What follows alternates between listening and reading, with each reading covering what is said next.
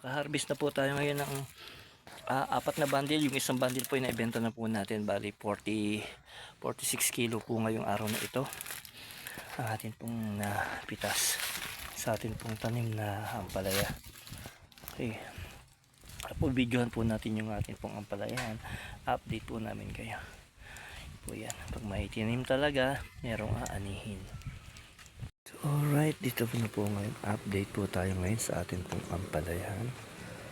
Ito po yung sinasabi po namin sa inyo na sa katawan pa lang po, bumubunga na po.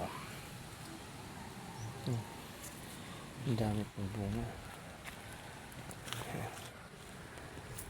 Bali po ang pinaka-harvest po niyan ay sa araw na po na bukas. Okay. Po, kita niyo po hanggang baba. Ang bunga hanggang baba po yan. So, ito.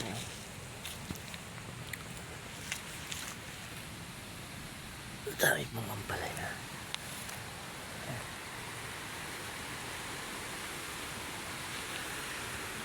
At hindi naman po mangyayari po ito kung ganito kaganda.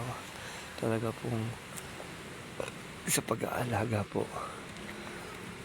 Sa pag-aalaga. Parang hayop din po na pag tayo nag-aalaga ng mga aso. Hindi naman po gaganda pag di naaalagaan. Ganun din po sa paghalalan. Pag hindi po maaalagaan po ng tama, hindi po maaalagaan ng ayos at matutukan, yung dami hindi po gaganda. Kahit ang kilo lang po ngayon sa palengke ay nasa 50, maganda na rin po kasi sa dami po.